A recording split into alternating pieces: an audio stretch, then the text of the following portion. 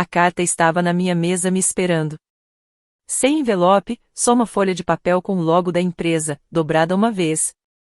Meu nome lá em cima. Sem olá, sem carinho, só uma frase. Você está fora do negócio da família. Aguarde uma ligação do nosso advogado. Assinado, mãe. Sem explicação, sem reunião, sem conversa. Só me jogaram pra fora. Fiquei olhando para a carta por um bom tempo. Não porque eu estava confusa. Eu já sabia que isso ia acontecer. Sentia isso fazia semanas, talvez meses. As reuniões estavam tensas. Começaram a me deixar de fora das ligações importantes. Meu irmão Darren ficava com um sorrisinho toda vez que eu fazia perguntas sobre dinheiro e ninguém respondia.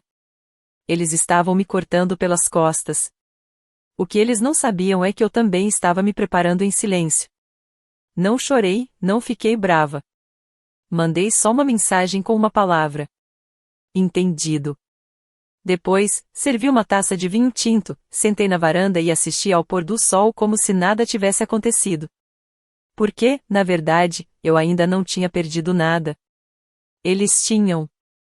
À meia-noite, já tinha ligado para minha advogada, Meredith. Ela é especialista em fim de sociedades e brigas de família, como ela mesma diz. No dia seguinte, ao meio-dia, minha parte da empresa, 40%, estava na mesa. Mas eu não vendi para qualquer um. Vendi para o nosso maior concorrente. Uma empresa discreta, com muito dinheiro, que há anos queria entrar no nosso mercado. Com a minha parte, eles conseguiram. Em 48 horas, Darren não parava de me ligar. Vanessa, o que você fez? Tá sendo emocional. Não é assim que a família resolve as coisas. Podemos conversar? Não respondi logo. Porque aquilo não era emoção. Era estratégia. Eles me tiraram do negócio. Eu só garanti que eles sentissem o que tentaram tirar de mim.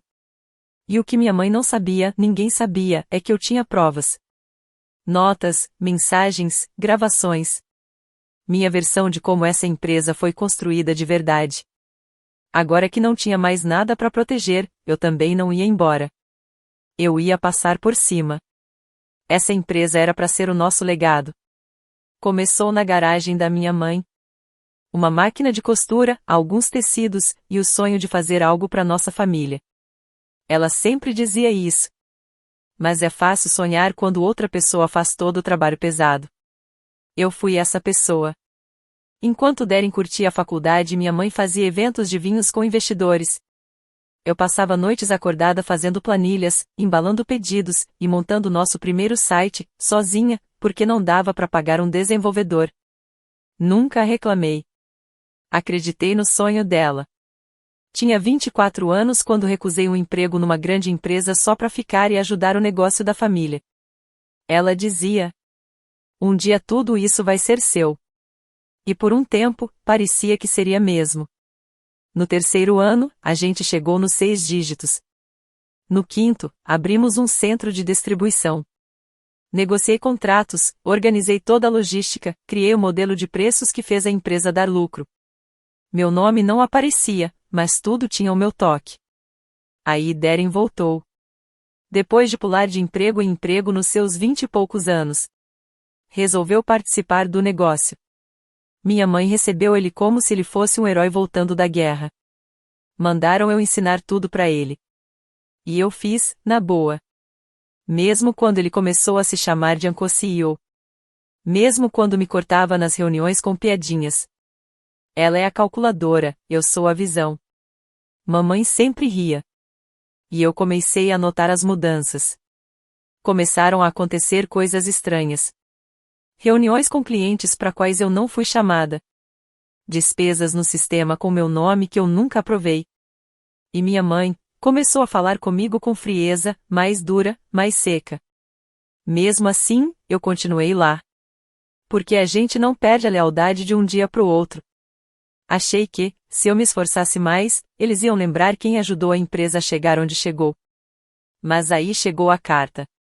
Dobradinha, formal, sem carinho, sem agradecimento, só um aviso. Você está fora. Foi aí que entendi, não era só sobre me tirar. Eles queriam que eu ficasse calada. Achavam que, sem mim, poderiam contar a história do jeito deles. Mas esqueceram de uma coisa. Eu tenho 40% da verdade. E agora que eu não tinha mais nada a perder, eu não ia mais ficar quieta. Engraçado como tudo parece tão claro depois que a máscara cai, né? Dá pra ver toda a traição como se fosse uma linha pontilhada. Clara. Direta. Pensada. Tudo começou com aquela primeira reunião que me deixaram de fora. Na época, fingiram que era bobagem. Darren disse. Ah, foi só um almocinho com uns investidores. Mas eu sempre cuidei da comunicação com investidores. Sempre. Se me deixaram de fora, é porque tinham algo para esconder. Depois teve a reunião da nova marca. Darren apresentou tudo pro conselho, cheio de palavras bonitas que ele nem sabia explicar. Eu olhei os slides e algo me incomodou. Tinha uma coisa errada. Mudaram nossa história. Sumiu a parte da garagem, sumiu meu nome. Agora era fundado pelos irmãos Darren e Raquel Evans, com orientação de sua mãe, Carol. Raquel, minha prima, que só trabalhou com a gente por 3 meses antes de sair para vender óleos pela internet. Eu confrontei os dois. Darren riu. Relaxa, Vanessa. É só marketing. Minha mãe ficou calada. Foi aí que percebi, tudo tinha mudado. Vieram mais sinais. Coisas pequenas, mas que, juntas, pesavam. Disseram que eu devia focar mais no trabalho de bastidor, longe dos clientes. Minha mãe começou a ligar direto pro Darren. Os novos funcionários já respondiam só para ele, mesmo quando ele não cuidava da área deles. Ainda assim, eu me calei. Achei que o silêncio mostrava força. Achei que lealdade valia mais que ambição. Mas o pior não foi a carta. Foi o que veio antes dela. 2 dias antes da carta chegar, um fornecedor me ligou. Queria confirmar uma fofoca. Darren estava se apresentando como o novo CEO. Ele já tinha mudado o perfil do LinkedIn. Se achando o dono antes mesmo de me tirarem oficialmente. Tudo já estava armado. Em silêncio. Eu fui a última a saber. E eles achavam que eu ia aceitar calada, vender minhas ações, desaparecer, talvez chorar um pouco escondida, e seguir a vida. Mas o que eles não sabiam é que eu também estava me preparando. Enquanto eles armavam minha saída, eu criava meu plano B. Fiz um portfólio novo. Fiz contatos com empresas que respeitam experiência mais do que ego. Eu não planejava sair. Mas planejei o que fazer caso isso acontecesse. E quando a pergunta em si apareceu, eu não entrei em pânico. Eu só virei o jogo. Eles não só me subestimaram. Eles me treinaram em cada madrugada, em cada crise, em cada problema que eu resolvia. Eles me transformaram na pior pessoa que poderiam ter como inimiga. E agora, é tarde demais. Não liguei para minha mãe. Não respondi ao e-mail seco de 3 linhas do Darren perguntando se a gente podia ser maduro sobre isso. Em vez disso, liguei para Meredith. Minha advogada. Meredith não perde tempo com papo furado. Meredith não se assusta com palavras difíceis como deserdar, aquisição hostil ou a mediação fraudulenta. Uma vez, ela fechou um acordo tão pesado que a outra parte mal conseguiu reagir. Com um rosto sério, ela me perguntou direto. Quão agressiva você quer ser? Sem dar bom dia, sem enrolar. Respondi. Cirúrgica. Quero resolver tudo antes que eles percebam o que está acontecendo. Ela parou por um segundo e falou. Ótimo. Porque o jeito que te tiraram não foi impulso. Foi planejado. Então vamos devolver na mesma moeda. A gente começou pelas minhas ações. Eu tinha 40% da empresa. Isso veio de um mix de participação, pagamento como fundadora e reinvestimento de lucros. Eles sempre acharam que eu ia vender tudo de volta para a empresa ou passar tudo pro Darren por alguma regra de família. Só que essa regra não existia. Fui eu mesma que escrevi o contrato original. E nele, não dizia nada sobre para quem eu podia vender. Então, Fiz uma lista. 3 dos nossos maiores concorrentes. Todos já tinham tentado comprar a gente antes. Marquei reuniões. Não me comportei como se estivesse desesperada para vender. Apresentei minhas ações como uma oportunidade de ouro, pronta para ser aproveitada. Uma empresa respondeu rapidinho. Eles já observavam a gente há anos. Sabiam que 40% nas mãos certas poderiam causar? Ainda mais com informações internas, documentos detalhados e uma fundadora magoada. Contudo 100% legalizado. Fechamos em 36 horas. Pagamento em dinheiro, valor total, sem perguntas. Agora, eu não trabalhava mais na empresa. Mas tinha mais poder do que antes. Aí veio a segunda parte do plano. Não postei nada nas redes. Não fiz escândalo. Só mandei uns e-mails curtos. Um pro nosso fornecedor principal, aquele que o Darren mal falava. Outro pro nosso parceiro logístico, o contrato que eu mesma negociei. E também pra CFO, a mesma que o Darren ignorava, dizendo que ela não tinha visão. A mensagem era simples. Mudanças estão chegando. Por favor, revise os novos registros de propriedade. Aconselho não assinar nada até fazer isso. Sem ameaças. Sem drama. Só um aviso educado. Meredith cuidou dos arquivos. O time jurídico do comprador registrou tudo em silêncio. Sem anúncio. Mas dentro da empresa, o efeito começou. E eu esperei. Não precisava de fogos de artifício. Só precisava de pressão. Em 48 horas, a primeira resposta chegou. Mensagem do Darren. Vanessa, precisamos conversar. É urgente. Tradução: ele finalmente entendeu quem ele tentou derrubar. E o mais irônico? Eu nem tinha começado a usar meu plano de verdade.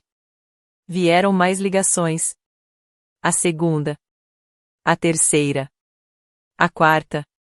Tudo em 1 hora. Depois, um áudio. Vanessa, por favor, me liga. Isso não era para acontecer assim, né? Mas para mim, tinha acontecido exatamente como eles planejaram. Só que eu fui mais rápida.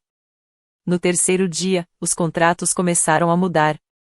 A venda da minha parte acionou regras automáticas que eu mesma escrevi 2 anos antes. Cláusulas de proteção de marca. O fornecedor me ligou, não o Darren. Estamos confusos. Eles estão pedindo prorrogação, novas negociações. O grupo novo quer auditorias. Eu só respondi. Siga os termos. Nem mais, nem menos. Naquela tarde, recebi um e-mail da minha mãe. Sem um oi, sem nada. Só uma frase. Isso é mesquinho. Somos uma família. Fiquei pensando nisso por um tempo. Mesquinho? Mesquinho seria eu processar todo mundo por demissão injusta, difamação, sofrimento emocional e abuso financeiro. O que eu fiz? Foi estratégia. E foi só o começo. Tudo foi feito com calma e estratégia. Eu não respondi. Deixei que os novos donos cuidassem das coisas. E eles foram exatamente como eu pedi, cirúrgicos. Primeiro, eles congelaram todos os projetos de expansão que o Darren tinha começado sem nem calcular direito os custos. Depois, pediram relatórios financeiros mais completos. Aí começaram a aparecer várias irregularidades. Coisas pequenas, no começo. Até deixar de ser. Descobriram que o Darren estava colocando como despesa da empresa até fim de semana de folga e almoço que era só barzinho, mas que ele dizia ser a reunião de consultoria. Eles não demitiram ele ainda.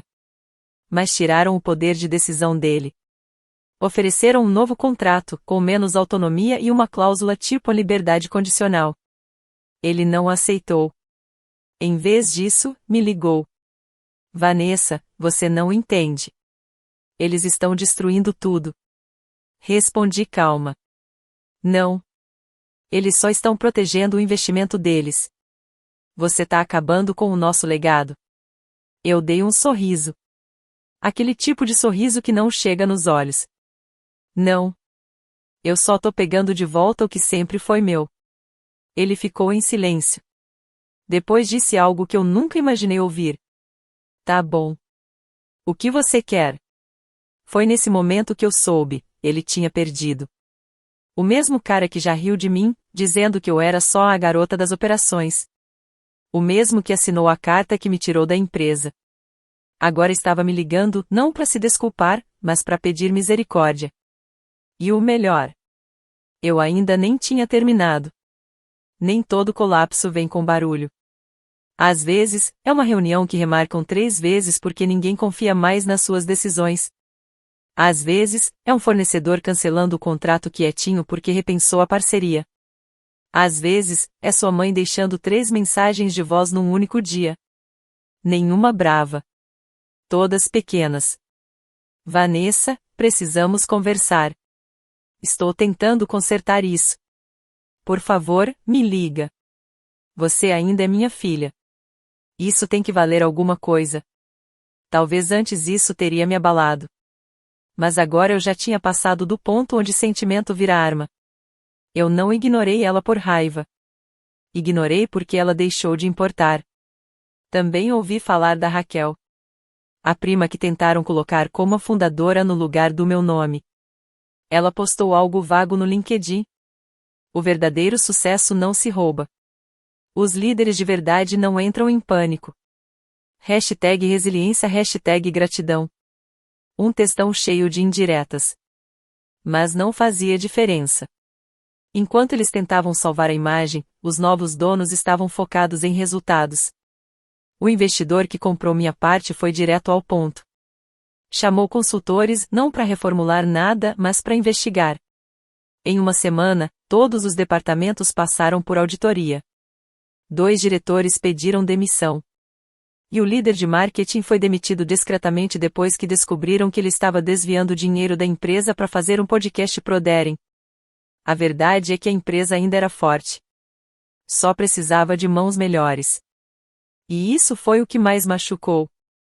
Ver que a empresa estava indo bem sem eles. E todo mundo estava vendo. Clientes começaram a comentar. Antigos parceiros me procuraram. Antes do mês acabar, eu já tinha 3 ofertas de emprego na mesa. Uma delas, do nosso maior fornecedor. Mas eu não queria um emprego. Queria clareza. E encontrei.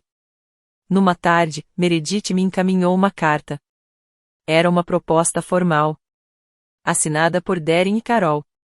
Eles queriam comprar minha parte de volta. Ofereceram 30% acima do valor de mercado. Mas só se eu concordasse em ficar calada sobre tudo que já tinha contado ao conselho sobre o que acontecia por dentro da empresa. Resumindo, queriam que eu desaparecesse e em silêncio. Teria sido uma jogada inteligente, se tivessem feito isso 2 semanas antes. Mas agora? Já era tarde. Eu já tinha recusado. Já tinha feito acordo com um novo investidor. Já tinha garantido que eles nunca mais teriam controle total. Naquela noite, servi outra taça de vinho tinto, seco, sem gelo. Acendi uma vela, sentei perto da janela e sorri. Porque não era mais só sobre vingança. Era sobre alívio. Alívio por não precisar mais duvidar de mim mesma. Alívio por deixar de ser só uma nota de rodapé numa história que eu ajudei a construir desde o começo. Agora, deixei eles se virarem. Deixei eles brigarem. Deixei eles tentarem contar uma nova versão da história. Mas o final. Esse já estava escrito por mim. Eu não voltei. Não fui para a sala de reuniões. Não fui pro escritório. Nem fiz questão de tirar meu nome das conversas deles. Porque eu não queria mais sentar numa mesa que eu mesma ajudei a construir só para ser mandada ficar de canto. Em vez disso, construí a minha própria mesa. No começo, era só uma ideia pequena. Um rascunho num caderno velho. Uma vontade escondida que começou a crescer. Dei o nome de Second Founders, uma consultoria jurídica e estratégica para mulheres que estavam sendo tiradas de suas próprias startups. Mulheres como eu. E, para minha surpresa, não eram poucas. Semanas depois que anunciei a ideia, minha caixa de entrada estava lotada. Cofundadoras abandonadas pelos maridos logo depois da primeira rodada de investimento. Filhas ignoradas pelos irmãos nos negócios da família. Mulheres inteligentes, quietas, só esperando alguém dizer: "Você não tá louca. Você só tá sendo apagada." E eu contei a elas o que aprendi do jeito mais difícil. Você não é sensível demais. Você é atenta. Você não tá exagerando. Você tá percebendo. E você não é dramática. Você é perigosa quando para de se desculpar. O primeiro workshop esgotou rapidinho. No segundo mês, eu já tinha 5 clientes pagantes e uma lista de espera. Contratei uma ex-paralegal que virou minha estrategista. Fui destaque num boletim para pequenas empresas. A manchete dizia: "A mulher que tentaram apagar acabou de criar um caminho para todas nós." Evan, meu ex de anos atrás, me mandou um e-mail depois de ler. "Orgulhoso de você. Sempre soube que você faria algo grande." Eu não respondi. Não por raiva. Mas porque eu não precisava mais de validação de quem só aparece depois da vitória. Fiz as pazes com muita coisa. Parei de checar quanto valem as ações da empresa da família. Parei de reler aquela carta que começou tudo isso. Parei de me perguntar o que teria acontecido se eu tivesse ficado quieta. Porque, para ser sincera, eu até teria sobrevivido. Mas não teria vivido de verdade. Hoje, eu falo em eventos. Já fiquei no fundo da sala. Agora, sou mentora de fundadoras que me lembram quem eu era. Mais jovens, mais corajosas, cheias de energia e sem paciência para esperar permissão. E nos domingos, vou na feirinha perto dos girassóis. Depois, sento na janela com minha taça de vinho tinto, seco, sem gelo. Não é nada dramático. Nem de filme. Mas é meu. É a vida que construí quando parei de tentar segurar algo que nunca deveria ter implorado para manter. A vitória não foi fazer eles se arrependerem por me deixarem de lado. A vitória foi perceber que, na real, eu nunca precisei deles para começar. É engraçado. O silêncio que vem depois da explosão é diferente. Não é aquele silêncio vazio de quando você é deixada de lado, esse eu já conhecia bem. É o silêncio depois da tempestade. Quando tudo para. E você percebe que ainda está de pé. Que tudo que caiu atrás de você não era sua base. Era só entulho. Faz quase 1 ano desde a carta. Sem processos. Sem ofertas novas. Sem pedido de desculpa. Só distância. Nunca mais ouvi nada da minha mãe. Nem uma mensagem de alguém por ela. Nem no meu aniversário. Aquilo doía, o espaço onde ela deveria estar. Mas a dor sumiu devagar. Como um roxo no corpo que você para de perceber. Porque, com o tempo, parei de tentar me encaixar na ideia de filha que ela queria. E comecei a virar a mulher que eu realmente sou. A ironia. Eles diziam que eu era fria. Calculista. Direta demais. Obcecada com processo, controle, risco. Mas eu nunca fui fria. Eu só estava tentando manter uma família inteira de pé, mesmo quando ela não sabia como me apoiar. Eles só viam valor no que eu fazia. Horas, contratos, números. Nunca em quem eu era. Meu nome, meus limites, minha identidade. E no dia em que me tiraram de lá? Foi o dia em que me devolveram tudo que eu tinha deixado para trás. Minha voz. Meu futuro. Meu nome. É sempre assim com quem tenta te apagar.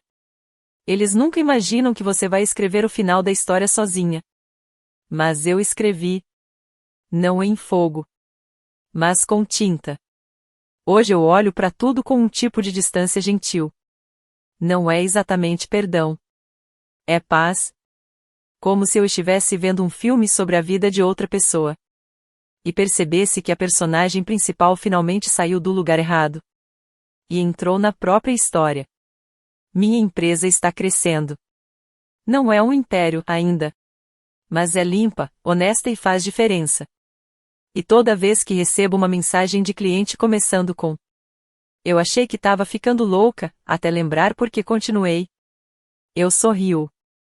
Porque o mundo tá cheio de mulheres como eu. Inteligentes demais para serem ignoradas. Cansadas demais para continuar provando que merecem estar aqui. A verdade? A gente cansou de esperar alguém entregar a caneta. Agora, a gente escreve. Hoje em dia, eu cuido dos meus próprios cadernos. Faço minhas próprias contas. Falo quando eu quero. Vou embora quando eu preciso. E no primeiro aniversário daquela carta, fiz uma coisa simples. Imprimi a carta, dobrei e coloquei no envelope. Escrevi uma palavra do lado de fora. Obrigada. Não foi para mandar. Nem para queimar. Foi só para me lembrar. Às vezes, a porta que fecham na sua cara é justamente aquela que você nunca deveria ter entrado.